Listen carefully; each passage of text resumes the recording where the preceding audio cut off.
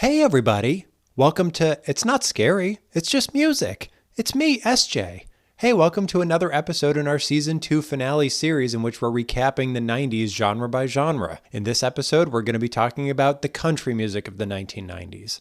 So, just as a reminder before we get going, as I said a second ago, this is a series of recap episodes. So this one happens to be about country, but there's also other ones that are about other genres. So make sure you check out every episode in the finale series. As well, if you're interested in listening to any of the music that I talk about in today's episode, feel free to check out the Essential playlist that's linked in the description here.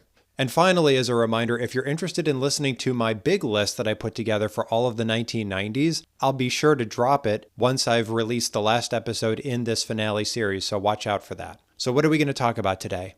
First, we're going to review what we recapped in the 1980s for country music. Next, we're going to overview the two subgenres that we'll be talking about today. And then finally, we're going to dive into each of the two subgenres with milestone songs across the decade and why those were chosen. So first, let's talk about the 1980s in country music. So when we did the season finale of season 1, where we were talking all about the 1980s from beginning to end, when we got to the country section, I had 3 specific songs that I called out over the course of the decade that helped paint the picture on where country went over that period of time. So first, we started with Juice Newton, Angel in the Morning. Second, we discussed Reba McEntire's Can't Stop Now, and then we finished with Clint Black, A Better Man. I think at this point, when we've talked about neo-traditionalist country to a meaningful extent in the 90s, so in season 2, where we talked about all of the 90s year by year, we discussed A Better Man by Clint Black quite a bit because it was just such a launch pad to the second wave of neo-traditionalist country that artists like him in 1989 were ushering in.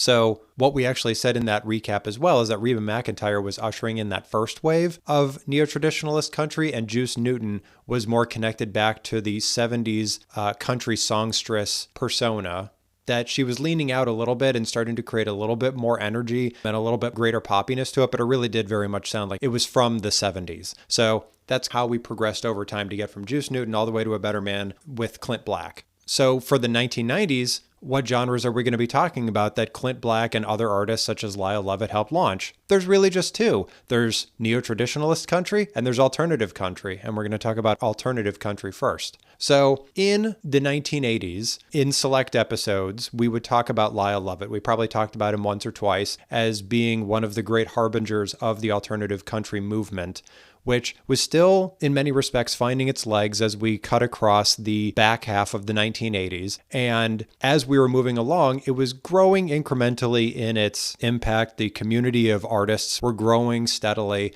And as we got to the 1990s, it was still very much trying to find its own footing. I think that for the first half of the 90s, there was a lot that was still trying to be sorted out to differentiate it from neo-traditionalist country or even traditional country, so that alternative country had its own distinctive voice. And over the course of time, as we talked about at length during season 2, where we reviewed the 90s, alternative country started to find some kinship with indie rock to a meaningful degree, or even shoegaze, slowcore, and sadcore, and absolutely as a result, alternative rock. So that alignment started to give some directionality on where it could go, where it could find an even greater community, even greater inspiration, and attach some of those ideas to their own to create this whole new thing.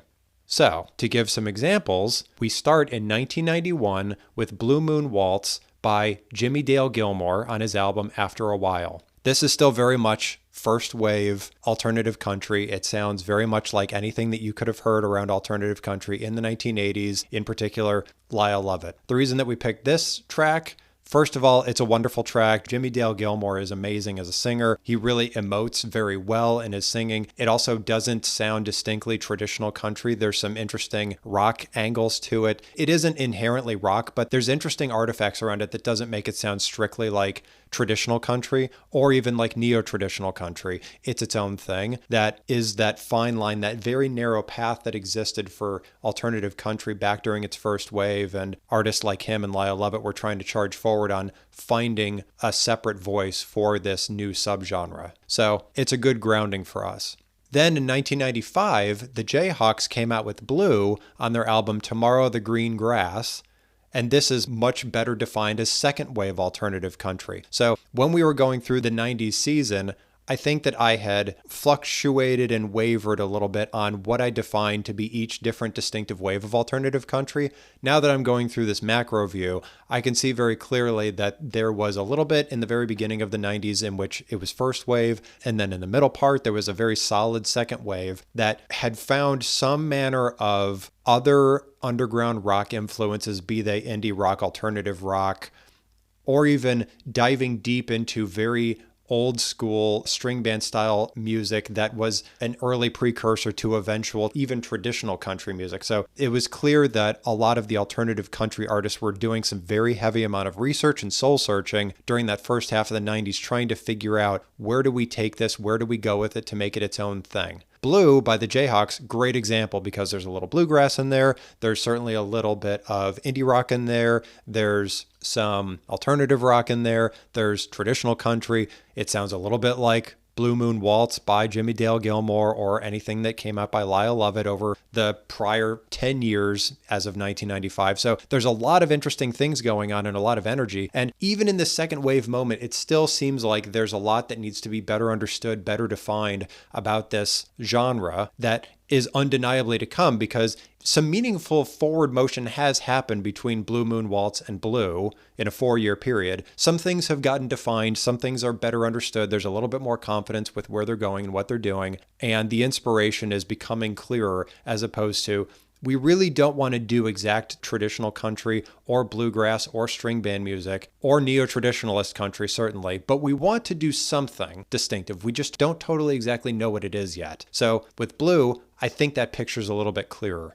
And then finally, in 1999, we get Can't Stand It by Wilco on their album Summer Teeth, which is very distinctly third wave. So in this third wave, as we've gotten to this moment, it's pretty well understood what alternative country is now. It's a little bit indie rock. It's a little bit alternative rock. It's a little bit of shoegaze. It's certainly a lot of old school country, new school country. There's a lot going on in there. And you can hear it all put together in this much more polished product that sounds more fully realized. It sounds like there's a greater perspective there, and the quality is super clear, as if Wilco, in this case, is not necessarily focusing so much of their energy on innovating and trying to define what this is. That energy has been put aside to infuse into just the quality, because it's so clear that they now know what this is and what it needs to be and where it can go. So we're not spending nearly as much energy on experimentation. We're now focusing our energy on just quality of product. So that's why you could see that it cuts across these 3 waves over the course of the decade to arrive at alternative country with Can't Stand It or Summer Teeth more broadly, because Summer Teeth by Wilco in 1999 was such a great harbinger to what alternative country would be certainly in the 2000s, as it continues to merge with the rest of alternative rock and turn even more so into what it will become over the 2000s. And you can hear so much so in Can't Stand It where all those markers are. Some of the haunting vocals, some of the riffing guitars, some of the old school 70s vibes, even a little bit of psychedelic in there. There's a lot of ideas that are getting thrown out there that are all being executed with confidence. And it's just giving very clear, strong pathways to artists in the 2000s on where this goes next. So now let's talk about neo-traditionalist country. So we talked at length about neo-traditionalist country in the 1980s as we were going through Reba McEntire and Clint Black for the most part. And we've been weaving mostly out of it during the entirety of season 2 because, as I've expressed previously, the neo-traditionalist country, for the most part, in the first 2/3 of the 90s,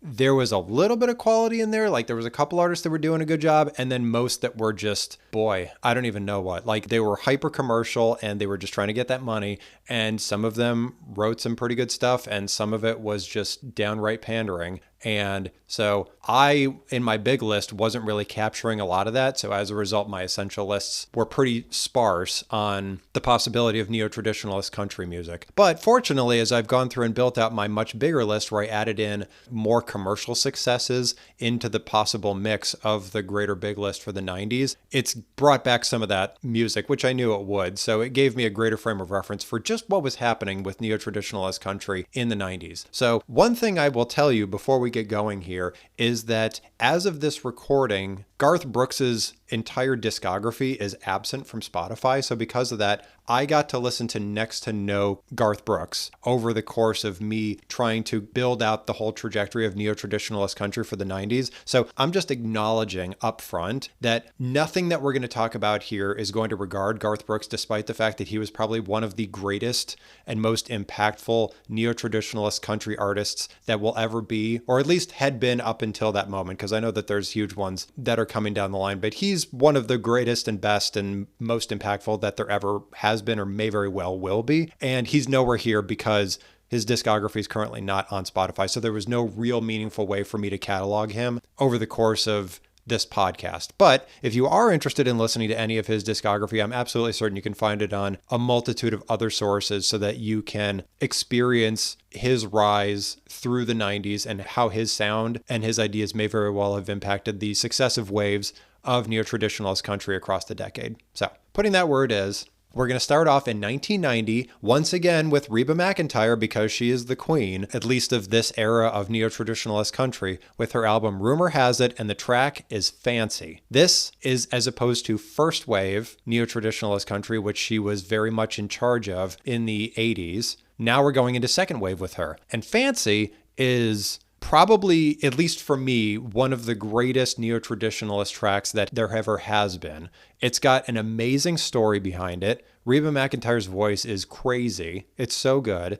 And she is just annihilating the storytelling, the emotions, the whole entire journey that Fancy, the character, goes on is somehow both relatable in very sad, haunting ways, and then also seems so fantastical that it can't possibly be true. And Reba McEntire just does an unfathomable job telling the story here. And so, first of all, it's always a joy and a pleasure to highlight the greatness that is this song, because it's one of her best. It's one of the best of the 90s. It's one of the best neo-traditionalist country songs that there ever has been, and may very well will be. And it paints a very good picture of second wave neo-traditionalist country. There's heavy guitars. There's a fairly driving beat. It in no way sounds like what was going on in the 70s. It's got attitude to it. It's got deep emotions and desperation to it, where again, if you go back to Angel in the Morning by Juice Newton, it's pretty much on the very surface level, and there's some emotion there,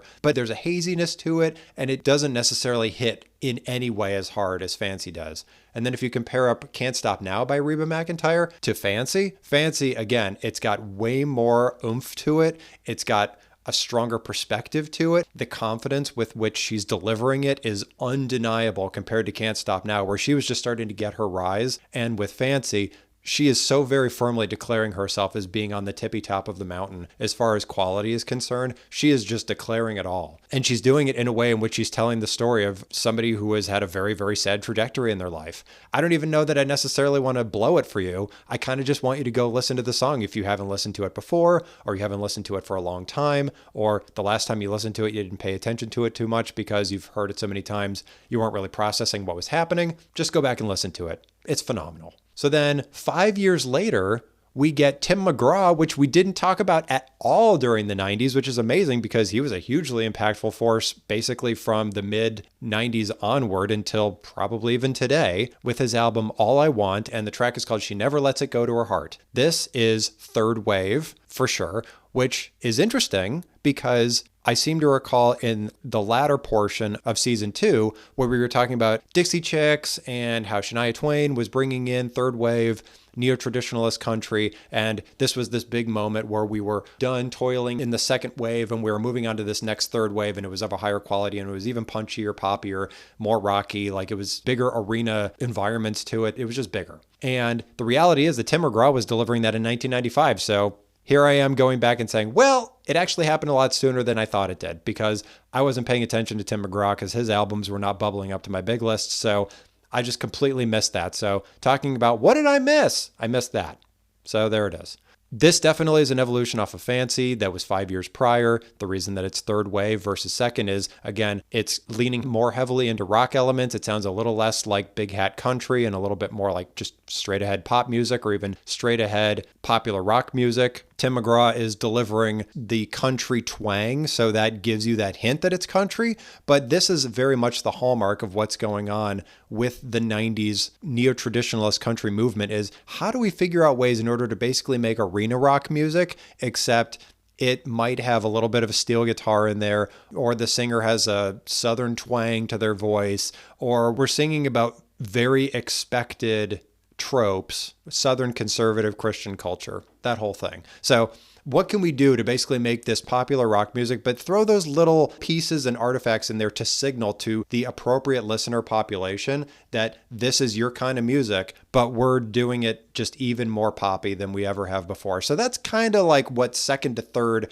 looked like, because second wave still had indications and markers of it being country music. And third wave seems even less like it's real traditional country music, and it's more just we're throwing country elements into popular rock music or even pop music. Because in 1997, now we do talk about Shania Twain on her album Come On Over, and the track is That Don't Impress Me Much. This is also third wave. So it's moving down the lane of third wave. It's not quite fourth wave yet, but it's definitely moving down the lane from She Never Lets It Go to Her Heart to That Don't Impress Me Much. Because That Don't Impress Me Much is basically just pop music, has Shania Twain's very minimally detected country twang, and it's got a teeny tiny bit of country instrumentation over it, but it's basically just straight ahead pop music. The music video is another really good indication. Nothing about it screams or even hints at a whisper of country music, because it's just her walking the flats of the desert, and maybe technically her styling could maybe possibly in one teeny tiny little way elicit an image or even a vapor of country, but the country is almost completely absent from what this is. But it's Shania Twain, so it's definitely country music still, even if she's just leaning all the way into pop music. So we didn't talk about any Shania Twain examples when we did the 1997-98 episodes when we talked about the Chicks. But we're talking about Shania Twain here because That Don't Impress Me Much was quite the pivotal turning point in country music history, because where She Never Lets It Go to Her Heart, you could justifiably hear that and go, all right, this kind of still sounds like country music, so I can hear that. That Don't Impress Me Much is barely country music, barely. But then in 1999, we get to our fourth wave of neo-traditionalist country that sounds even less like country music, and it's Faith Hill on her album Breathe, and the track is The Way You Love Me. The Way You Love Me could have just as easily been sang by Britney Spears, Christina Aguilera, Jessica Simpson, Mandy Moore, and it would have been substantively almost no different. Just the fact that Faith Hill is pretending to have a whiff of a country voice, that's it. That's all you get. Because after that, it's just pop music. And Breathe, which is another song that we're not talking about on the album Breathe, another really great example that sounds barely like country music. It's like 2% country music, but it's still got that veneer, that sheen of country that you could justifiably say that this still fits into neo-traditionalist country or country as a whole. And if it weren't for that teeny tiny little thin layer of fabric, you would have absolutely no idea that this is country in any way, which is why this is fourth wave. If you line The Way You Love Me up with Fancy, Fancy sounds so much like country. It sounds deeply, deeply rooted in country, which is so funny because Fancy compared to, let's even say, Blue Moon Waltz by Jimmy Dale Gilmore, which happened a year prior, Fancy, by comparison, just sounds like pop music, because Blue Moon Waltz sounds far more deeply rooted in traditional country music ideas, and Fancy sounds like pop music. So isn't it funny that you compare Fancy up to The Way You Love Me, and The Way You Love Me is so poppy that now Fancy sounds like the super country one? It's just interesting. So you went through three waves. So we concluded the second wave of neo-traditionalist country about between 1990 and 95. And then in 95 to 97, 8, we went through a third wave that sounded even more poppy. And now Faith Hill is just nearly entirely abandoning country conceptions, like traditional country ideas, and just making pop music that has that thin veneer of country. So it's interesting. So that's it. Just two right here. Just two subgenres. And that encapsulates basically the entirety of country music for the 1990s. So what did you agree with? What did you disagree with? There wasn't a lot here for you to agree or disagree with because the field of country music was pretty simple and straightforward in the 1990s. Did you agree that Fancy is one of the greatest neo-traditionalist country songs of all time? Yeah, me too. I agree with that one. That's a great song. You should probably pause this and go listen to it again. Just go enjoy it because it's a great song. What'd you disagree with? Did you disagree that Tim McGraw ushered in that third wave and it was actually more Shania Twain and Tim McGraw was still doing that second wave, but it was just like late stage second wave? Maybe. Did you disagree that alternative country went through 3 entire waves during the decade too? Kind of like how with neo-traditionalist country, the first wave of alternative country was sundowning in the first half, and then in the second half, it was all about the second wave. And then at the very end, Wilco came in with Summer Teeth and started to usher in this new third wave. Did you disagree with that? Did you think Jayhawks was still more first wave alternative country? Maybe. What did I miss? I mean, like I said, I really would have liked to talk about Garth Brooks because I think that there was a lot to talk about around him and the impacts that he made and using some examples that you can listen to enjoy and appreciate. I do want to encourage you to go check out his discography and read up a little bit about him because he really did change things for neo-traditionalist country for sure. Like folks like Tim McGraw very much were taking a page from the unbelievable success of Garth Brooks and where he was taking the genre as a whole. So like he was the king for quite a long time. And it's a fortunate thing that we can appreciate Shania Twain here because she was like the other side, the huge fandom and ushering in new directions around neo-traditionalist country because people consider her to be right up against Garth Brooks in terms of having that impact on the subgenre for the decade. So it's a shame that we missed Garth Brooks, but hopefully we didn't miss too much more. I like to believe that Reba McEntire, Tim McGraw, Shania Twain, and Faith Hill hits the quality of neo-traditionalist country because there's certainly a lot of neo-traditionalist artists that we slid past, like Billy Ray Cyrus, for example, or Travis Tritt, or Alan Jackson, or Toby Keith, Vince Gill, Trisha Yearwood. We didn't talk about Dwight Yoakam this time just because I'd like to believe we hit him pretty good during the regular season. George Strait, and we didn't get back to Clint Black or anything, but I'd like to believe we hit as much as we needed to hit in order to paint the point. So hopefully you feel like we got that good sense of what was going on in the decade around these two subgenres within the greater country genre. But if I did miss stuff, feel free to let me know. I would love to hear that. I would love to hear that feedback because to me, I experienced country in the 1990s fairly intensely just because my family was very much invested in the neo-traditionalist country movement of the 1990s. So I heard a lot of it. It was on the radio for me pretty continuously. I was getting pulled into going to country and Western bars to do the Achy Breaky Heart and all that stuff myself as a kid. So like I like to believe I got pretty deeply sucked into that world. And so being able to do this episode was a joy for me just because I could go back and listen to and appreciate all that music as an adult with much more thoughtful ears and give it the time that it deserves other than just listening to it as a kid and you may or may not be processing exactly what's happening. But I'll tell you this much, talking about Fancy again, I loved that song when I was a kid because it just hit something deep within me and it was clear that Reba was just crushing it. So even the innocence of a child knew that even if I didn't at all understand the journey of Fancy and that track, it still sounded amazing to me. So quality where quality is. What'd you learn? Again, there wasn't a lot to talk about here, but hopefully you learned something. Did you learn that there was actually this fourth wave of neo-traditionalist country that we didn't talk about during the rest of the season, or that the third wave popped up sooner than we did, or that there were actually 3 waves of alt country? Did we know that? Maybe, maybe not. But before we go, I just want to remind that if you're interested in listening to any of these 7 songs that I talked about in today's episode, feel free to check out the Essential playlist that's linked in the description of this episode. Also, again, if you want to go listen to Garth Brooks, go on to any of the other services that stream music, and I'm sure you can find his entire discography somewhere. Make sure that you join us again, because this is one of many in the Season 2 finale recap series. So join us again for one of our other episodes going through one of these other genre blocks. Make sure that you rate us and comment wherever you're listening to us so that more people can find us. Make sure that you find us on Instagram at Not Scary Just Music Pod. As well, subscribe so that in either case, you know when all of these episodes in this finale series are dropping. As well, when we inevitably get to season 3, you know when that starts. So make sure that you're subscribed and you're following us on social media. Make sure to tell your friends and everybody that you do or do not know that is around you, because certainly for the country angle, it's possible that there might be a niche group that is excited and interested in the country subgenres of the 90s. It might be a little bit niche at this point, but I'd like to believe that anybody who's a country music fan these days would appreciate going back and listening to where the history comes from, because in my heart of hearts, I have to believe that despite the fact that over successive waves within neo-traditionalist country, the country aspect was getting stripped out of it by chunks, that the tradition, calling it neo-traditionalist country, the tradition of country will always endure, even as we go into the 2000s and cultural shifts change the way that neo-traditionalist country is created and delivered to people.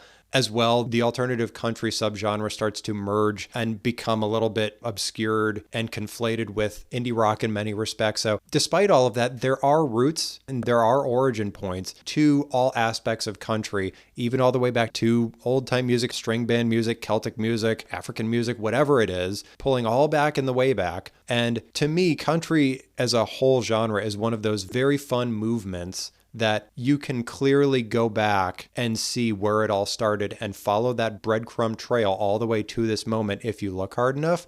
And so anybody that likes the country music of today, you'd like to believe would like and appreciate anything that's being discussed here in this episode, and by extension, anything else that we talk about in the rest of this series. So tell everybody, because at the end of the day, as we go down this journey and we realize just how much country, for whatever reason, is being put by the wayside in the actual country genre in favor of other ideas, and as a result, maybe it makes you feel some type of way that we're losing some of the original country ideals, the country aspects, the country markers, the instruments, the musicality, the focus or subject matter, that even if it goes in these totally poppy directions to make it more relatable to a wider audience and thus bring more people into the conversation and into the community, it's not scary. It's just country music.